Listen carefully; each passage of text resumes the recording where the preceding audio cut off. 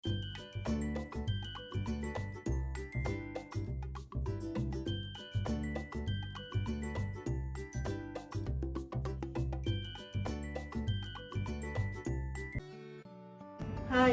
ഞാനൊരു വിശേഷം.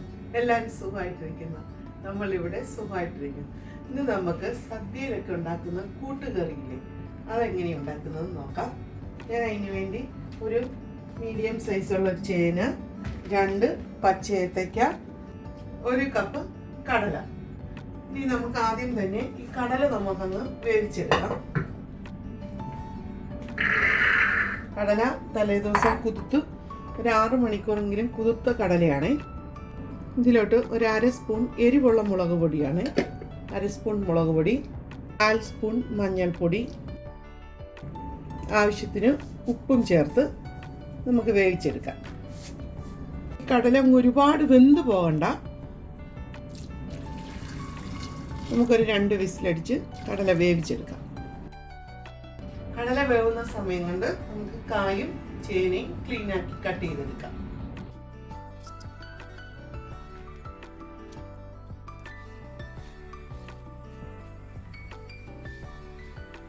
കടല ഇപ്പോൾ 2 വിസിലടിച്ച് എയറൊക്കെ പോയിട്ടുണ്ട്. നമുക്കൊന്ന് തുറന്ന് നോക്കാം.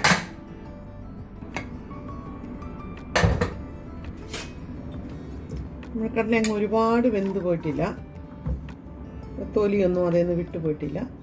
കടല ഇപ്പം പാകത്തിന് വെന്തിട്ടുണ്ട്. നമുക്ക് ഇത് ഒരു പാത്രത്തിലോട്ട് മാറ്റാം. ഈ കുക്കറിലോട്ട് തന്നെ നമ്മൾ കട്ട് ചെയ്ത് വെച്ച ചേന നമ്മളിങ്ങനെ ഒരു ക്യൂബ് സൈസായിട്ടാണ് കട്ട് ചെയ്തിരിക്കുന്നത്.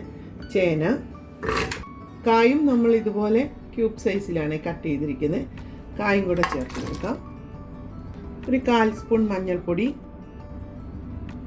നമ്മൾ കടലയിൽ 1/2 സ്പൂൺ മുളക് പൊടി ഇട്ടു. ഇതൊരു 1/4 സ്പൂൺ മുളക് പൊടി, എരിവുള്ള മുളക് പൊടിയാണ്. ആവശ്യത്തിന് ഉപ്പും ചേർത്ത് നമുക്ക് 1 വിസിലടിച്ചെടുക്കാം. ആവശ്യത്തിനുള്ള വെള്ളവും ചേർത്ത് നമുക്ക് ഒറ്റ വിസിലടിച്ചെടുക്കാവേ. കായും ചേനയും വേകുന്ന സമയം കൊണ്ട് നമുക്ക് ഇതിനൊരു തേങ്ങ വറുത്തെടുക്കാനുണ്ട്. നമുക്കത് ചെയ്തെടുക്കാം. അതിനുവേണ്ടി നമ്മൾ വെളിച്ചെണ്ണ തന്നെ എടുക്കണം. നമ്മൾ 1 സ്പൂൺ വെളിച്ചെണ്ണ ചേർത്ത് കൊടുക്കാം. വെളിച്ചെണ്ണ ചൂടായിട്ടുണ്ട്. അതിലോട്ട് നമുക്ക് 1/2 സ്പൂൺ കടുക് ഇട്ട് കൊടുക്കാം.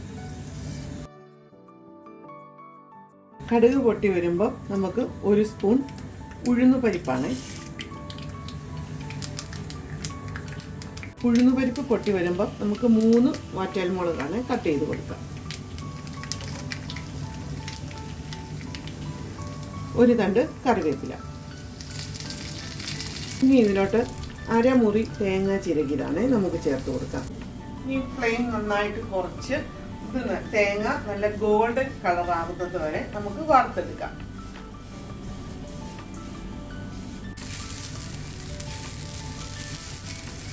തേങ്ങ നമുക്ക് ഫ്ലെയിം കുറച്ച് വറുത്തെടുക്കാം. ആ സമയം നമുക്ക് ഇതിനൊരു അരപ്പ് കൂടെ വേണം. അപ്പോൾ അരപ്പ് നമുക്ക് തയ്യാറാക്കാം. നമുക്കൊരു മിക്സിയുടെ ചെറിയ ജാറിലോട്ട് 6 സ്പൂൺ ചിരകിയ തേങ്ങയാണ് നമുക്ക് ഇട്ട് കൊടുക്കാം.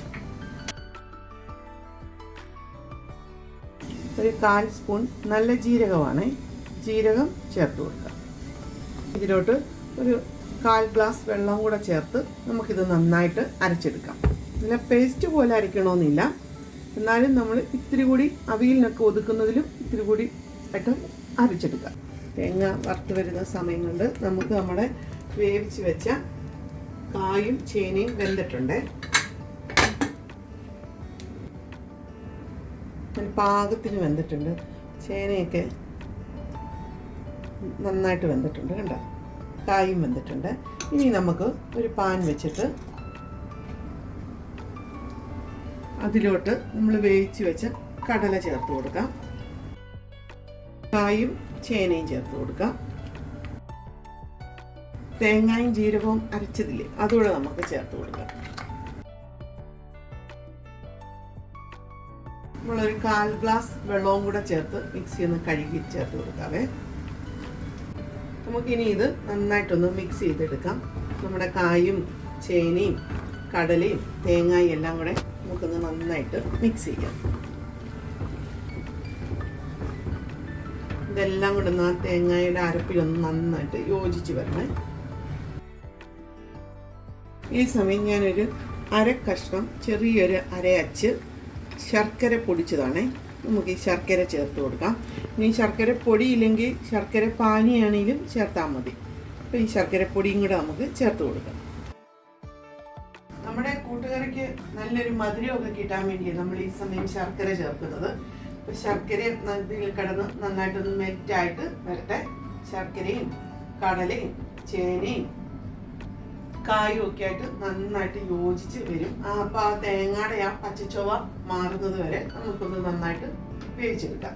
ആ സമയം നമുക്ക് നമ്മുടെ തേങ്ങ വറുത്തുമെടുക്കാം. ഫ്ലെയിം കുറച്ചിട്ടിരിക്കുകയാണ്. നമ്മുടെ തേങ്ങ നല്ല ഗോൾഡൻ കളറാകുന്നത് വരെ നമുക്ക് വറുത്തെടുക്കാം. നമ്മൾ ഈ സമയം ഉപ്പും മധുരവും ഒക്കെ ഒന്ന് ചെക്ക് ചെയ്യണം. എനിക്ക് കുറച്ച് ശർക്കരയും കൂടെ വേണമെന്ന് തോന്നി. അതുകൊണ്ട് ഞാൻ ഒരു തരിമ്പ്, ഒരു സ്പൂൺ കാണും, ഒരു സ്പൂൺ ശർക്കരയും കൂടെ നമ്മൾ ചേർത്ത് കൊടുക്കുവാണേ. കാരണം പിള്ളേർക്കൊക്കെ ഇത് ഇവിടെ ഇഷ്ടമുള്ള കറിയാണ്. ഇച്ചിരി മധുരമൊക്കെ അവർക്ക് ഇഷ്ടമാണ്. അതുകൊണ്ട് മധുരമൊക്കെ നമ്മുടെ ഇഷ്ടത്തിനനുസരിച്ച് ചേർക്കണേ. തേങ്ങ ഇപ്പം ഗോൾഡൻ കളറായിട്ടുണ്ട്. ഇനി നമുക്ക് ഇതിലോട്ട് 1/2 സ്പൂൺ കാശ്മീരി മുളക് പൊടിയാണ്, ഒരു 1/2 സ്പൂൺ കുരുമുളക് പൊടി. നമുക്ക് നന്നായിട്ട് റോസ്റ്റാക്കി എടുക്കാം. ആ സമയം നമ്മുടെ കറി ഇവിടെ തിളച്ചുകൊണ്ടിരിക്കുക. നമ്മൾ ഈ സമയം കറിയുടെ മധുരവും ഉപ്പും ഒക്കെ ഒന്ന് ചെക്ക് ചെയ്യണേ.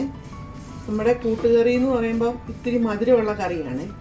ഇച്ചിരി മധുരം നമുക്ക് മുന്നോട്ട് നിൽക്കണം.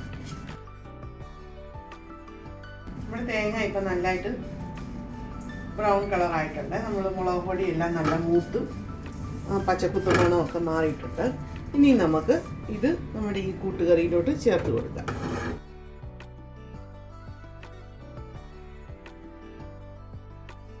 ഇനി ഇത് നമുക്ക് നന്നായിട്ട് അങ്ങ് മിക്സ് ചെയ്ത് കൊടുക്കാവേ.